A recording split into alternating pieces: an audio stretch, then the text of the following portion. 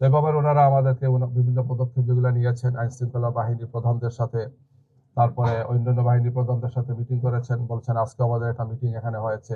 আইন শৃঙ্খলা পরিস্থিতির কথা আমরা বলেছি, অবৈধ অস্ত্র উদ্ধারের কথা বলেছি, চিহ্নিত সন্ত্রাসীদেরকে গ্রেফতারের কথা আমরা বলেছি।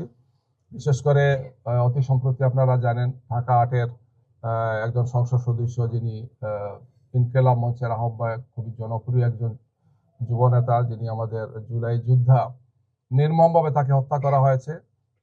তিনি নির্বাচনী কার্যক্রমে ছিলেন, এই অবস্থায় তাকে হত্যা করা হয়েছে এবং হত্যাটা খুবই নির্মম নিষ্ঠুরভাবে হয়েছে, যেটি পুরো দেশেই ব্যাপক আলোড়ন সৃষ্টি করেছে এবং বিপুল সংখ্যক মানুষের মধ্যে একটা মানসিক ট্রমা তৈরি করেছে।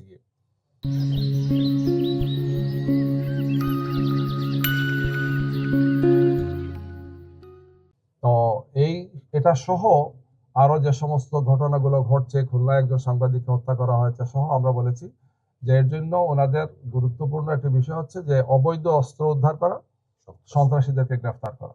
তো এভাবে ওনারা আমাদেরকে বিভিন্ন পদক্ষেপ যেগুলো নিয়েছেন, আইন শৃঙ্খলা বাহিনীর প্রধানদের সাথে, তারপরে অন্যান্য বাহিনীর প্রধানদের সাথে মিটিং করেছেন, বলছেন আজকে আমাদের একটা মিটিং এখানে হয়েছে। এই সব মিলে ওনারা আমাদেরকে বলেছেন আমরা এই সমস্ত উদ্যোগগুলো নিয়েছি। আমরা বলছি না, জনমনে এটা নিয়েও উদ্বেগ আছে, উৎকণ্ঠা আছে। আপনাদের পক্ষ থেকে আরো দৃশ্যমান আমরা দেখতে চাই যে আপনারা নিকট ভবিষ্যতে, সামনের দিনগুলোতে যাতে এই ব্যাপারে প্রয়োজনীয় পদক্ষেপগুলো গ্রহণ করেন।